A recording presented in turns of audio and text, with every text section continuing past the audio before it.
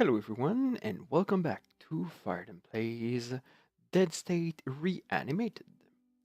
Now, in our last episode, we were about to leave the area, but I realized I found the button we needed to find, which is the Z key. And as you're gonna see, this school locker is now a school locker with the box on top of it. So basically, this is gonna tell us where there are some resources available, and as such, I am going to go and visit the whole school once, and that will be done later. One thing I think is the most interesting thing about this video game is that the resources you find in the world are actually um, permanent, as in they will not respawn once you grab them. Just as in real life, once you empty a car, let's say, of its fuel, well, then it's emptied. You can't come back later to find it full again. So this is very nice because as we progress, we will have to find better and better areas to get more resources because we're going to need them all the time, and they're only going to be available at some areas. All right, so we're almost done. We've got this one, got the other one. I'm also opening all the doors just so we can walk a little bit more freely between the areas. I think I've got all of those. I'm not going to go to the storage yet because I'm not done. This is the stables, and this is where we'll hold horses. But right now there are none, and it looks like as though it could house about 4 horses comfortably, which is quite the coincidence, as it just so happens that we can only bring 4 people out at any given time, which is, coincidence? I think not! Anyway, so basically, we're gonna find some things. Nothing is procedurally generated. So you find you will find the same amount of resources if you decide to play through the game as I'm doing right now. I don't think there's anything here. No, all right. We're also going to talk to everybody at least once, just so we get a little bit of flavor text out of them. But most likely, this is just useless banter for most of them. We are also going to go upstairs. Just give me a second. I'm going to start the clock so I don't I don't make a 20 hours video. All right. So we are going to go upstairs and find what few resources we could get out of that place too.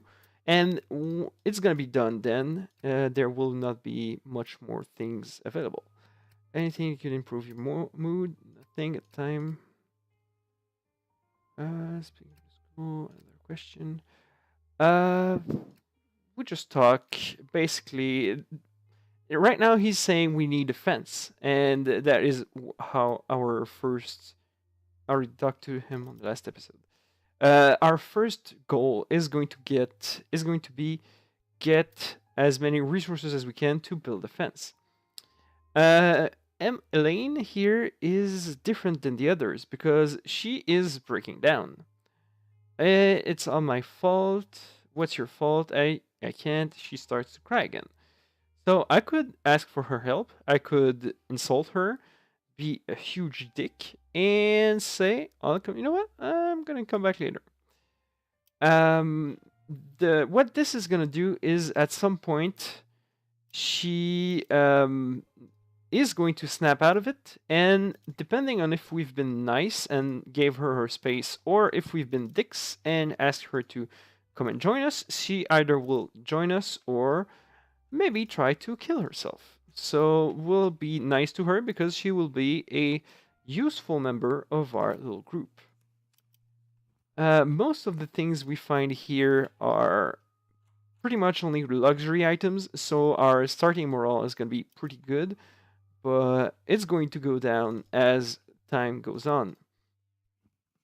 One of the things we got that is not um, morale is actually those energy drinks, which we can bring on expedition.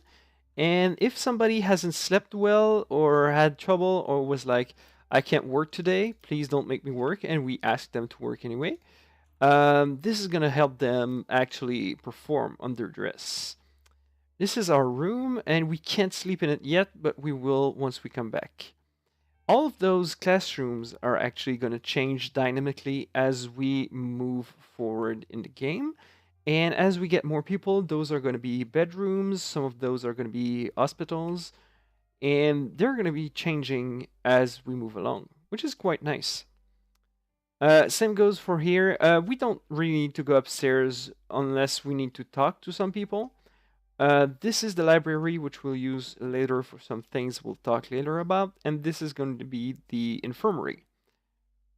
Right here is not portrayed yet, but there will be a billboard on which we'll decide who does what during the day. So we're going to select everything, send it here, and stock it. I'm going to keep the codeine in our inventory here, and I don't know if I can ask Joel to reload yet. No, I can't. All right. So it doesn't matter. We'll go right now. Fuel. The fuel we found in the car is actually going to be used every day permanently for our generator. And we may, once we repair the car, use that same fuel for walking on this area map. Now, currently, we only know about the Lano commercial area because this is where the main quest starts. But as we walk along on this map, we will discover new areas that go as far as the corners of this map. We'll also be able to either go by foot, on horse, or by car. And this is the time. Time doesn't go forward when you're in an area, which is quite nice actually, but it will go forward as we walk around. And I think after 11 p.m., our people will be tired if they come back. And after 2 a.m., the game will actually stop, and everybody's gonna have a huge mood debuff, and we will lose some of our stuff because we slept outside. But right now we're gonna walk towards Lano Commercial, and as you see, as we walk, we managed to find a new area, which is Downtown Splendid. The town of Splendid is right here. But we don't want to go there first. We want to go to the Lano commercial, so we will carry on. And time is moving forward as we walk. All right, so first things first, I have already reloaded my gun, but Joel's gun is not reloaded, so we're going to do that right now because we don't want to waste action points as we walk. Now the game works. This is the main interface for the most of the game. Basically, we've got a closed map. The blue squares are we need to have our whole team on it if we want to leave. So we can't leave on this side. We need to come back on the blue squares. Some houses are blocked off and some are not, and we'll be able to go towards them. Now, the game offers us usually two choices as to how we're going to proceed. Either we go through the middle of the road, kill everything we see on sight, and track everything in a small area until we've killed every enemies. By the way, enemies work just like stuff, as in they will not respawn once they're dead, just like real life. Another way we could do is if we had the skills necessary and the items, like lockpicks, we could also move behind the scenes, unlock doors from inside, and try to minimize the amount of fighting we're going to do. Because as I've told you guys on the last episode, all right. Because as I've told you in the last episode, we do not get experience from killing zombies. So we've got our first zombie here, and there's one over there. If we have to take it out, just smash its head in quietly. Because if we use guns, of course, it's gonna make noise. Now, enemies see in a cone in front of them, quite far actually, and way too far to be discreet about it. But if we go from behind, they can only see, I guess, to here. As long as we stay behind this, roughly this line, they are not going to notice us. So what we're going to do is going to walk nicely like this.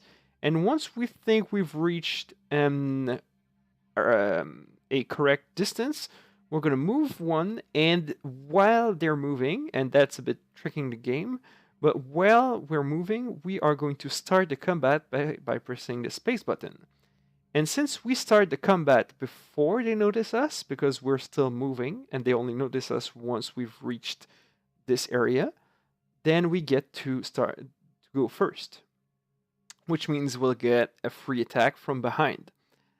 Yeah, so let's do that. I messed it up. All right.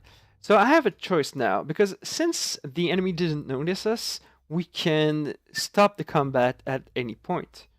But we could also just go for it. Enemies can be attacked by any square around them, depending on your type of weapons. Currently, I'm using the hammer, and it means I can only attack from these sides, so I cannot attack diagonally. Attacking from behind gives a lot of bonuses. Attacking from the sides from behind gives some bonuses. From the sides, a little bonuses, and from the front, I think from the front of the side nothing, and from the front gives debuffs. So right now, as you can see, I need 3 AP to attack, and I've got 9. But if I walk towards him, I will lose 4, as it takes 1 for every square we're moving. So we'll be left with 5, which means we only get to attack once. So I'm actually going to stop the combat because, again, they haven't noticed us. And I'm going to try again to move forward. One square. Yeah, all right. As you can see, nobody followed, and the zombie didn't notice us. Now, if we would stop the fight, then the game would notice us, and then the fight would start again, but now the zombie would attack first. But since we've managed to trick the game, we get to go first, and we move 3 squares, and we get 6 AP, which means 2 attacks. So that gives us 90% chance to hit and 20% to crit. It does not mean we'll kill him, but it will give us a better chance of doing so. So the dead looter is now badly wounded, and yeah, we killed him. One less bad guy to worry about. It was us or them, I guess. Now, although they do not give us experience, they do give us sometimes some stuff. Now, arrows are useful if we get bows, but we do not have them. Bows are ranged weapons that are silent. I'm trying to see. Some stores are locked too, and since there are no doors from behind, we simply won't be able to go inside of them. But some stores, like this one, are open, but then we need to kill at least those 2 people. Also, some zombies have armor. As you can see, this one we can only go for 85%, but this one we can go for 100%. But we'll get more on that later. Right now, I kind of want to go in the hardware store. Now we're going to walk slowly, but surely. There you go. Once we reach inside, the roof is actually going to come down, and we will get to see inside. All those places are places we can loot. However, as you can see right now, our cone of vision is going this way, something like this, which means that if, and there are zombies here or there, if there are zombies, we can't see them because they're hidden behind the scenery. So we'll have to walk from this area and hope that if there are some, they are looking away. Oh shit. As you can see, the zombie here was not looking away, so it will walk towards us. But just like we have action points, they also have action points. And this one spent all of them trying to get to us. Maybe she had maybe 1 or 2 action points left, but that is more than she can use to attack. I could use the shotgun, but if I did, most probably the zombies that were here would get attracted towards us. Dead looter tumbles backward. Oh no, that is the other dead looter. All right. So Joel is going to walk here, and he's going to use 1 attack on the zombie. Now you have to think about things. Oh yeah, after attacking, if you still have some action points, you can move or do other things. And actually, that is what I'm going to do here. I'm going to walk back. Because you have to think about this order of people going in. Renee is now the next character before Luna. Or Jessie, sorry, it's Jessie. So she will go to the side and attack from the side. As you can see, she has a lot less to hit chance than both Joel or Jessie. That is because she has better stats on healing than on attacking, which is why I asked her to come here. And now I could ask her to move again, which is what I'm going to do, but she could still stay there until the next turn. And when your turn is done, I mean, you can press space. And space won't end the combat because there's still enemies around. Now it's Jessie's turn, and Jessie cannot go here because she cannot go around. We could ask to this is the sign that says trade places with, but it's gonna take 2 action points, which I'm gonna do. And there you go, 2 action points, and then you can move to the side, and you get an 80% chance to attack with 2 attacks with the hammer. So we hit once, she's not dead, and we hit twice, and we missed. Damn. Alright, so the enemy now can attack anybody that's around. They tried and missed. They have 2 different kinds of attack. There's the grapple that she tried and didn't work.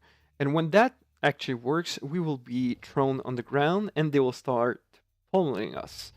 But once that fail, they will try to simply attack us. Now I don't have a choice. I cannot attack from the side, so I'm simply going to attack from the front, and that is good enough. So we can end the combat and look at the course. She had nothing. Bit disappointed by that. HP. Oh, yeah. Especially this, we can decide who goes first in the party by deciding, by clicking on them. But since I want Jessie to be first, I'm gonna pick her. Jessie has been hurt a little bit, and she will regain HP by sleeping and or staying at the shelter at the school and resting there during the day. But she's gonna get healed at some point. Now those are parts, and those are very useful. We're gonna need to carry them around back towards the base. The screwdriver is a weapon that is worse than what we have. The hammer is the weapons we already have, and the lantern is a moral item.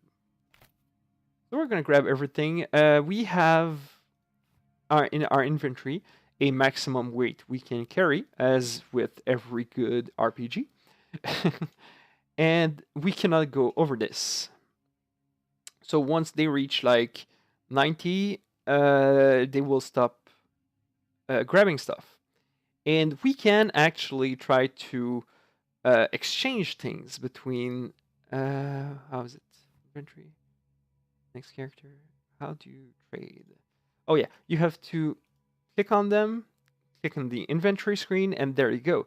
You can now trade with everyone that's in the area. If, let's say, Joel would be too far for some reason, then we wouldn't be able to trade with them.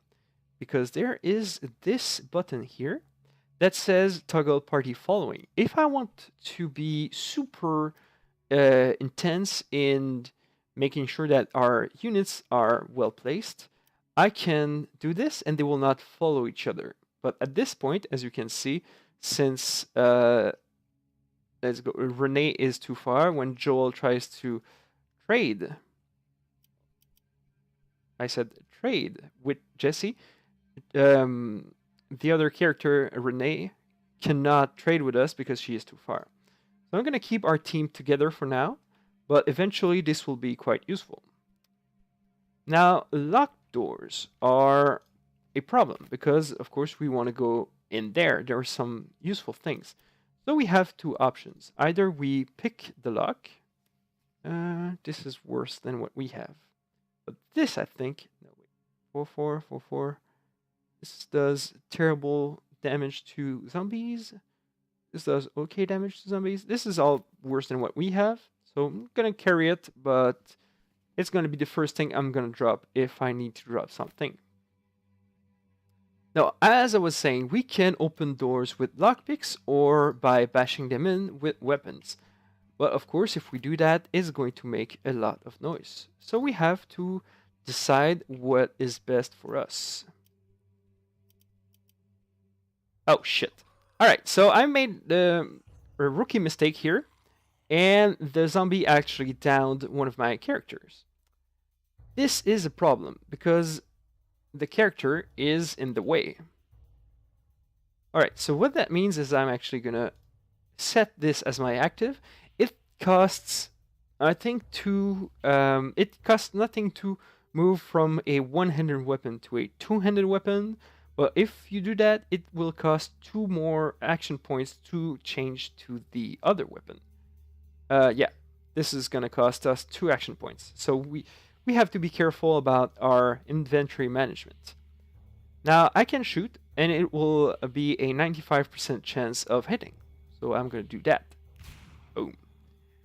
The zombie ain't dead, and we cannot attack again. As you see, we don't have enough action points. So we're going to end the turn here. And since Renee cannot do anything, she's going to heal. She cannot heal Jesse, so she will skip her turn. Now, since it's Jesse's turn, she's going to spend 3 action points to push back the zombie and get back up. And she, I think, will be enough to kill the zombie. But now we have shot the shotgun. I pressed spacebar. Shit, there they are. Alright, so basically sound works in a circle around us, and these guys were close enough to hear it, but I'm pretty sure that if there were other zombies here, they haven't heard us yet. It doesn't matter though, because we need to shoot them from a distance now. Because there's more than one of them, so they are dangerous. So I'm going to shoot them. Since the small gun is not a two-handed weapon, I can freely change from the gun to the hammer. I'm going to shoot twice and move once. There you go. Here, what we're going to do is we're going to walk. No, we're going to exchange with Renee, which is 2. And should we move 1? I think we're going to move 1. So that gives us 70% chance to hit. And there's actually another zombie here. Alright. Renee has to go heal Jesse. Now, when you heal during a fight, or even if you're, as long as you're not in the school and waiting to get back your HP, once you're gonna heal, every time you heal, you get -5 temporary on your maximum HP, which means that at some point you will not be able to heal back. So you need to heal with somebody that has good stats. There you go. As you can see, I have now 5 less, but I've got more overall health. So this is good. It's more useful that way, but of course there's some drawback. And the only way to get back some temporary loss on our maximum health, the only way to do that is to sleep at the school. So this is going to be it for her turn. We're going to wait, and then the zombies are not going to attack. we are too far, so we're going to reload and wait. Same goes for Joel. He has to spend his entire turn just to reload the shotgun, which is why you want to do that when zombies are not around. Shit, we've got another zombie here. So I think we've attracted every zombie on this map because this is such a small map, but eventually we'll have some bigger maps where we won't attract everything in sight. Now, since it's Jesse's turn, I'm going to come here. I think that's the way to do. Grab this and attack her from the back. All right. Joel is going to go for the melee attacks too, because we don't have all that much bullets. So he's going to move there and wait. And she is going to walk here. Now, you see, she could attack, because that's the only thing she can do. But she has 2 extra movement points. So she's going to move to the side and attack from the side, because otherwise those 2 movement points would have been lost. Shit, there's another one here. Alright, let's try to not have anybody die. We're down. It doesn't matter all that much. She hit us for 24 points of damage. But we managed to get back up and to attack twice. Boom, and one. Nah, she's not dead. Alright, it doesn't matter. We're gonna kill her. Like this. Oh, she's not dead. Jesus Christ. Alright, and since I do care a shit ton about, well, everybody here, I'm going to heal Jesse, and with whatever points I have left, I am going to run away with Renee. And she can't, because she doesn't have enough action points. Shit. Well, she's going to stay there then. It's going to cost us a little bit more action points on... Alright, they missed. Perfect. There is always a chance that we will get infected, and I kind of want to avoid that. So I am going to shoot. Some weapons do more damage depending on when or how they're used, and some weapons will actually work on armor while some will not. Damn it, he missed. And Renee, come on, girl.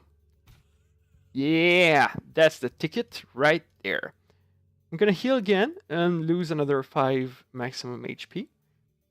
But that's for the greater good. The greater good.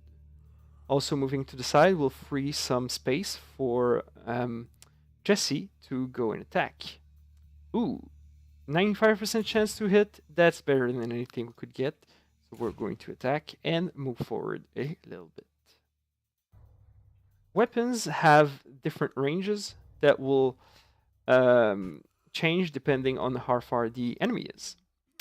Alright, so we've got everybody, and we're back in real time.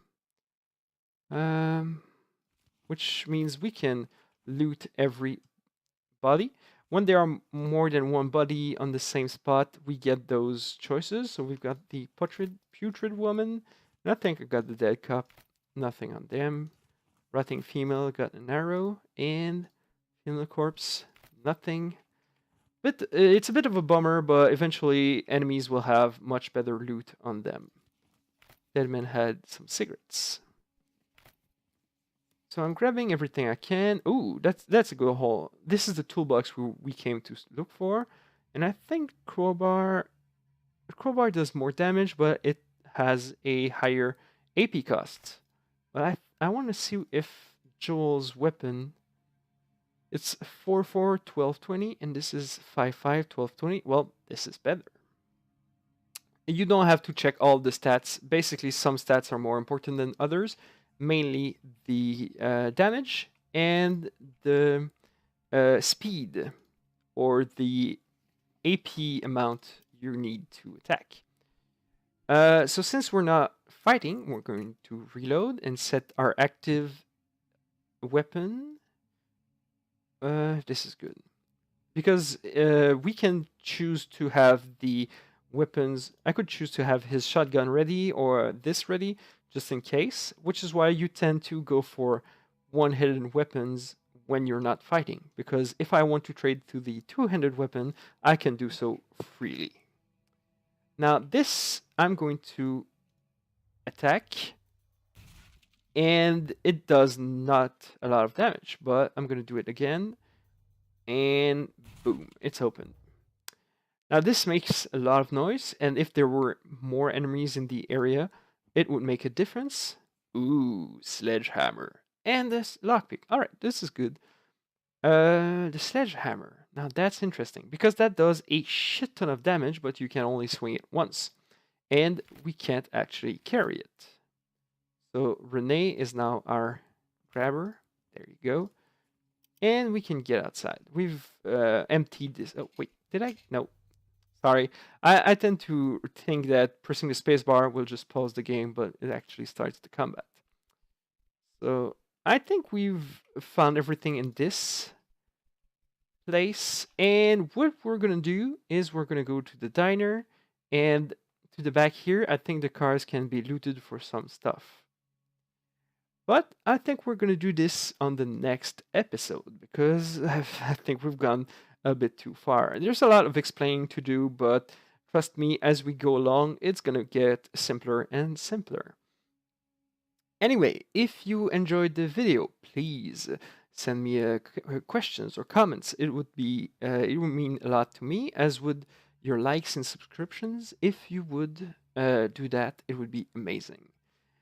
In any case, I certainly hope you have a wonderful day, and I'll see you next time.